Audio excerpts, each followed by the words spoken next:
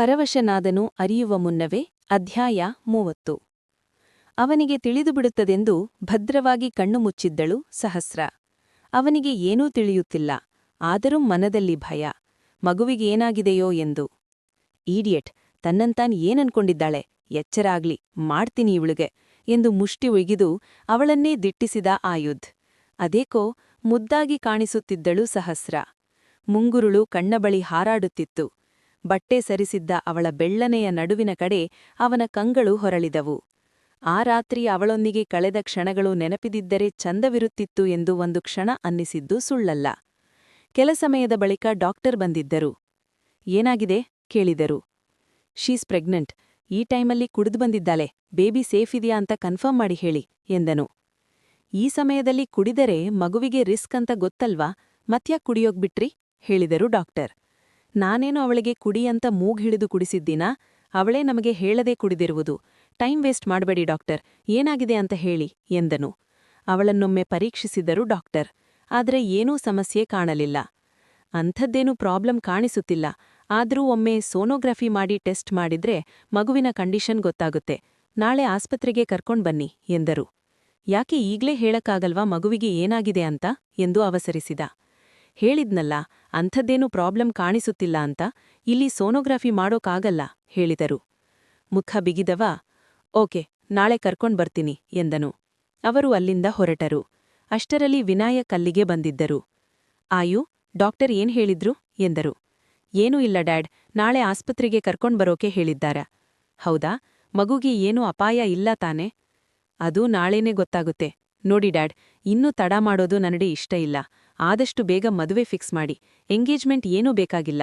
ಇವಳು ನಮ್ಮ ಮನೆಯಲ್ಲಿದ್ದರೆ ಸೇಫ್, ಇಲ್ಲಾಂದ್ರೆ ಹೀಗೆ ಕುಡಿದು ಏನಾದೂ ಮಾಡ್ಕೊಂಡರೆ ಎಂದನು.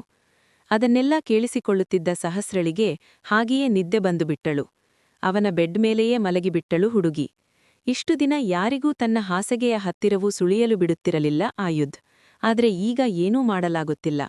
ಅವಳನ್ನೇ ಕೋಪದಲ್ಲಿ ಕೆಕ್ಕರಿಸಿದವ ಅವಳಿಗೆ ಬೆಡ್ಶೀಟ್ ಹೊದ್ದಿಸಿ ಅಲ್ಲೇ ಸೋಫಾದಲ್ಲಿ ಮಲಗಿದನು. ಮುಂಜಾನೆ ಅವಳಿಗೆ ಎಚ್ಚರವಾಗುವಷ್ಟರಲ್ಲಿ ತಡವೇ ಆಗಿಬಿಟ್ಟಿತ್ತು.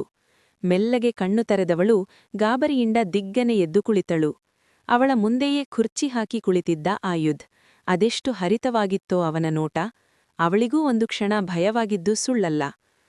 ನೀನ್ ಮಾಡ್ತಿದ್ಯಾ ಇಲ್ಲಿ ಎಂದು ತಡವರಿಸಿದಳು, ಕುತ್ತಿಗೆಯವರೆಗೂ ಬೆಡ್ಶೀಟ್ ಎಳೆದುಕೊಂಡು. ನನ್ ರೂಮಲ್ಲಿ ನನ್ನನ್ನೇ ಏನ್ ಮಾಡ್ತಿದ್ದೀಯಾ ಅಂತ ಕೇಳ್ತಾ ಇದ್ದೀಯಾ ಎಂದ. ಈಗ ಎಲ್ಲವೂ ನೆನಪಾಯಿತು ಅವಳಿಗೆ. ಆದ್ರೆ ಮರೆತಿರುವಂತೆ ನಟಿಸಬೇಕಿತ್ತಲ್ಲ. ಅದೇ, ಕೇಳ್ತಾ ಇರುವುದು ನಾನು ಹೇಗೆ ಬಂದೆ ನಿನ್ ರೂಮ್ಗೆ ಎಂದಳು. ಇಷ್ಟು ಹೆದರುವ ಅವಶ್ಯಕತೆ ಏನಿದೆ? ನಿನ್ನನ್ನ ರೂಮಿಗೆ ಕರ್ಕೊಂಡ್ಬಂದು ಮಾಡುವುದೇ ಏನಿದೆ ನನಗೆ? ನಮ್ಮ ಮಧ್ಯೆ ಎಲ್ಲವೂ ಮುಗಿದು ಹೋಗಿದೆಯಲ್ಲ ಎಂದ ಅವಳತ್ತಲೇ ಚೂಪು ನೋಟ ಬೀರುತ್ತಾ.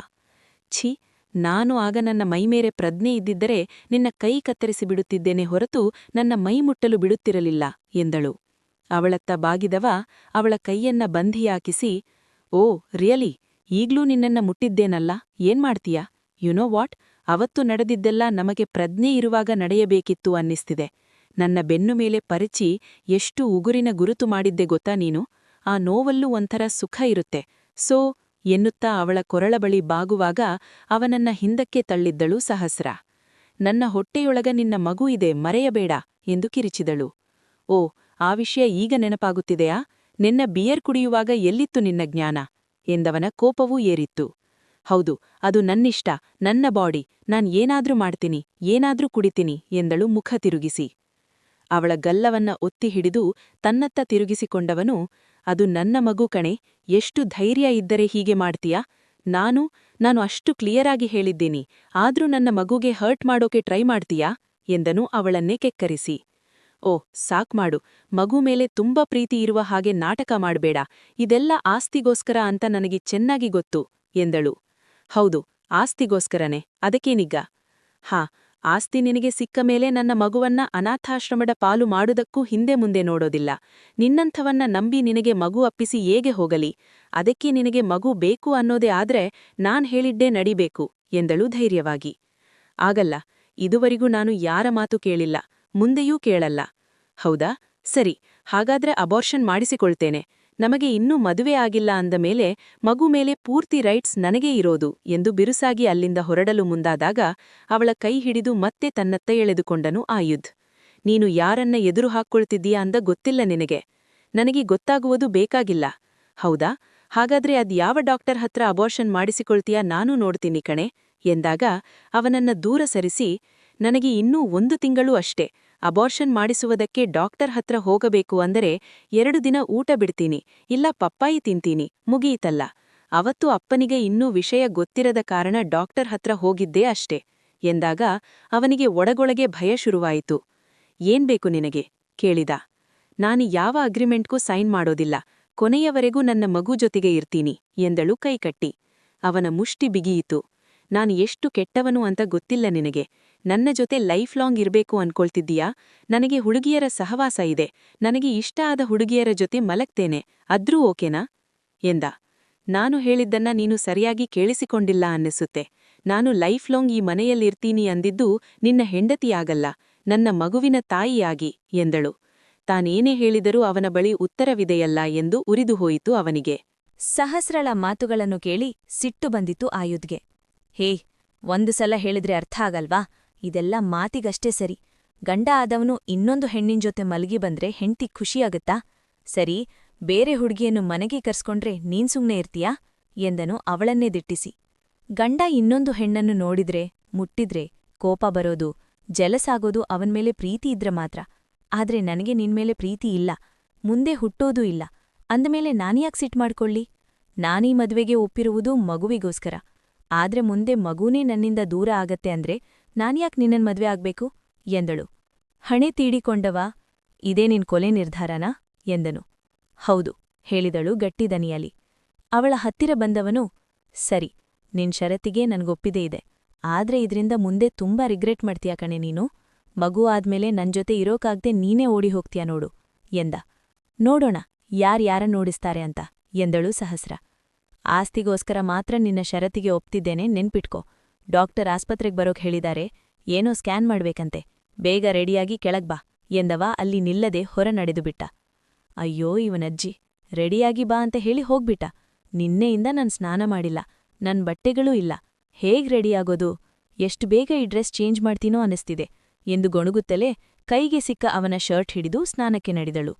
ಅವನು ಕೆಳ ಬಂದಾಗ ಅರುಣಿಮಾ ಎದುರಾಗಿದ್ದಳು. ಆಯು, ಸಹಸ್ರ ಎಲ್ಲಿ? ಈಗ ಹೇಗಿದ್ದಾಳೆ ಅವಳು ಎಂದಳು ಅರುಣಿಮಾ.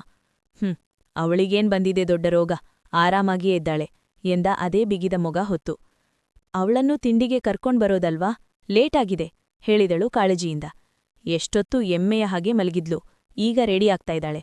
ನನ್ಗೆ ಹಸ್ವಾಗ್ತಿದೆ, ಬಂದ್ ತಿಂಡಿ ಕೊಡಿ ಎನ್ನುತ್ತಾ ಡೈನಿಂಗ್ ಟೇಬಲ್ ಬಳಿ ಬಂದು ಕುಳಿತ ಆಯುಧ್. ಅಷ್ಟರಲ್ಲಿ ವಿನಾಯಕ್ ಹಾಗೂ ಆರ್ಯ ಸಹ ಬಂದಿದ್ರು. ಡ್ಯಾಡ್, ನೀವಾದ್ರೂ ಇವನಿಗ್ ಬುದ್ಧಿ ಹೇಳೋದಲ್ವಾ? ಇನ್ನೂ ಮದುವೆನೇ ಆಗದೆ ಅವಳನ್ನು ಹೇಗೆ ಈ ಮನೇಲಿರಿಸ್ಕೊಳ್ಳೋಕಾಗುತ್ತೆ? ಏನಾದ್ರೂ ಹೆಚ್ಚು ಕಮ್ಮಿಯಾದ್ರೆ ನಮ್ ತಲೆ ಮೇಲೆ ಬರುತ್ತೆ, ಅದೂ ಅರ್ಥ ಆಗ್ತಿಲ್ವಾ ಎಂದ ಆರ್ಯ. ಏನೇ ಪ್ರಾಬ್ಲಮ್ ಆದ್ರೂ ಅದನ್ನ ನಾನ್ ನೋಡ್ಕೋತೀನಿ, ನೀನ್ ತಲೆ ಕೆಡ್ಸ್ಕೊಳ್ಳುವ ಅವಶ್ಯಕತೆ ಇಲ್ಲ. ಅವಳು ನಮ್ಮನೇಲಿದ್ರ ಸೇಫ್ ಹೇಳಿದ ಆಯುಧ್. ನೋಡಿ, ಅವಳು ಎಲ್ಲಿರ್ಬೇಕು ಅಂತ ನಿರ್ಧಾರ ಮಾಡ್ಬೇಕಾಗಿರೋದು ಅವಳು ಬಂದ್ಮೇಲೆ ಅವಳ ಜೊತೆನೇ ಮಾತಾಡ್ತೀನಿ. ಅರುಣಿಮಾ, ಈಗ ತಿಂಡಿ ಬಡ್ಸಮ್ಮ ಎಂದರು ವಿನಾಯಕ್. ಅರುಣಿಮಾ ಎಲ್ಲರಿಗೂ ತಿಂಡಿ ಬಡಿಸಿದಳು. ಅವನು ತಿಂಡಿ ಮುಗಿಸಿದ ಮೇಲೂ ಸಹಸ್ರ ಕೆಳಗ್ ಬರ್ಲಿಲ್ಲ. ಆಯು, ಆ ಹುಡುಗಿ ಇನ್ನೂ ತಿಂಡಿ ತಿಂದಿಲ್ಲ, ಹೋಗಿ ಕರ್ಕೊಂಡ್ಬಾ ಎಂದರು ವಿನಾಯಕ್. ಅವನು ಮೆಟ್ಟಿಲು ಹತ್ತಿ ರೂಮಿಗೆ ಮಡಿದ. ಅವಳು ಸ್ನಾನ ಮುಗಿಸಿ ಮಂಡಿಯತ್ರ ಬರುವ ಅವನ ಶರ್ಟ್ ತೊಟ್ಟು ಕನ್ನಡಿಯ ಮುಂದೆ ನಿಂತು ಕೂದಲೋರಿಸ್ತಿದ್ಲು. ಅವಳು ತನ್ನ ಶರ್ಟ್ ಧರಿಸಿರುವುದನ್ನು ಕಂಡು ಸಿಟ್ಟು ಬಂದಿತ್ತು ಅವನಿಗೆ. ಹೇ, ಯಾರನ್ ಕೇಳಿ ನನ್ ಶರ್ಟ್ ತಗೊಂಡೆ? ಹಾಂ, ರೆಡಿಯಾಗು ಅಂತ ಹೇಳಿ ಸೀದಾ ಹೋಗ್ಬಿಟ್ರೆ ನಾನ್ಯಾರ್ ಬಟ್ಟೆ ಹಾಕೊಂಡ್ ರೆಡಿಯಾಗ್ಲಿ? ನಿನ್ ಬಾತ್ರೂಮಲ್ಲಿ ಲೇಡೀಸ್ ಶ್ಯಾಂಪೂ, ಸೋಪ್ ಯಾವುದೂ ಇರ್ಲಿಲ್ಲ. ನಾನೇ ಅಡ್ಜಸ್ಟ್ ಮಾಡ್ಕೊಂಡು ಸ್ನಾನ ಮಾಡಿ ಬಂದಿದ್ದೀನಿ. ನಿನ್ ಶರ್ಟ್ ಇತ್ತು, ಹಾಕೊಂಡಿದ್ದೀನಿ. ನಿನ್ಗೆ ಸ್ನಾನ ಮಾಡುವಂತ ಯಾರ್ ಹೇಳಿದ್ದು? ಮುಖ ತೊಳ್ಕೊಂಡ್ ಬರ್ಬೇಕಿತ್ತು. ನನ್ನನ್ ನಿನ್ಹಾಗ್ ಗಬ್ಬನ್ಕೊಂಡ್ಯಾ? ನನಗೀಗ್ ಬೇರೆ ಬಟ್ಟೆ ಬೇಕು, ತಂದ್ಕೊಡು ಎಂದಳು ಅವಳನ್ನೇ ದಿಟ್ಟಿಸಿ. ಅವನು ಏನೂ ಹೇಳದೆ ಹೊರ ನಡೆದ.